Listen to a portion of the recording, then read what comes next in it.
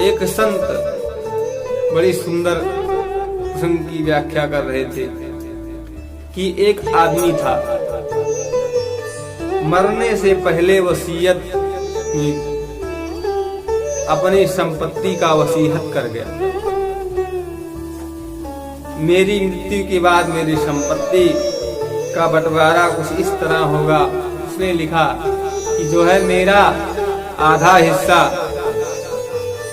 बड़े बेटे और चौथाई हिस्सा छोटे बेटे और पांचवा हिस्सा जो है वह मेरी बेटी को दिया जाए।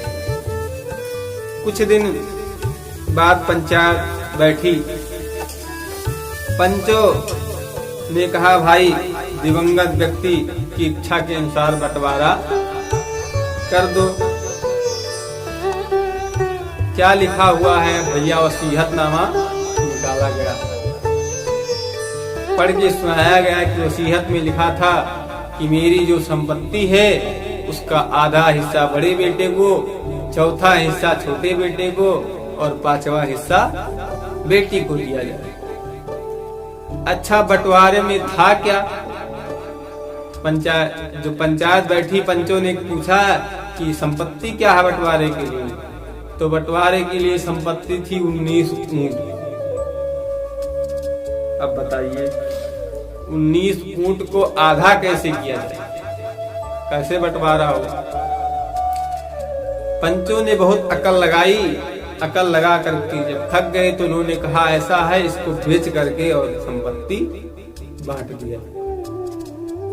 तो उनके बेटों ने कहा कि ऐसा है कि मेरे पिताजी की इच्छा थी कि ऊंट ही बटेंगे, तो जो उन्होंने कहा है वही होगा, ऊंट ही बटेंगे, इनको बेचा नहीं जाएगा।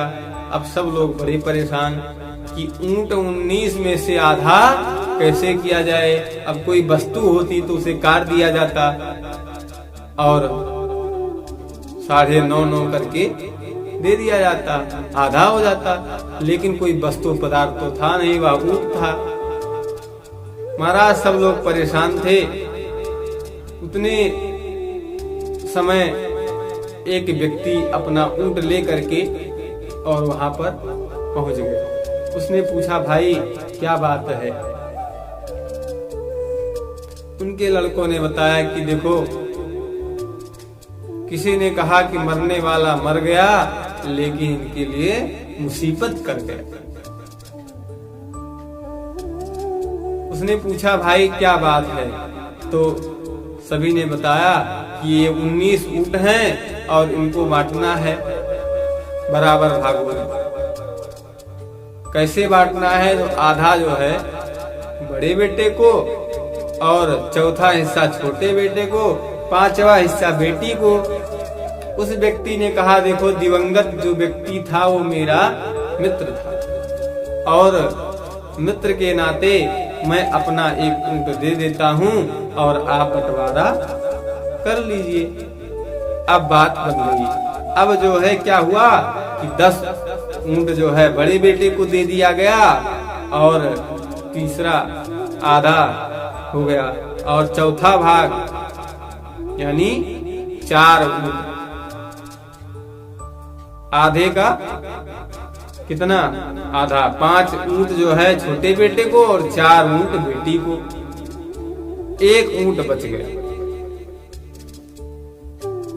अब बंटवारा भी हो गया और जो व्यक्ति आया था वो अपना ऊंट लिया। कहा, भाई अब तो बंटवारा हो गया, अब मेरा ऊंट मुझे दे दो।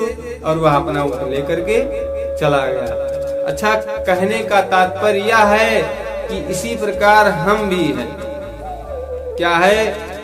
ये जो है हमारा भी बंटवारा बिना बीसवें के मिले होना नहीं है। तो 20 कौन है?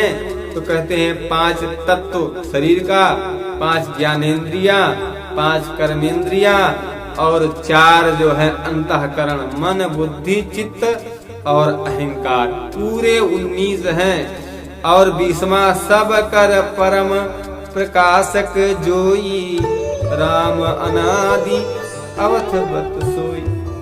महाराज वह अवधपति भगवान राम जो हैं, उनके बिना ये 19 कुछ नहीं कर पाते हैं,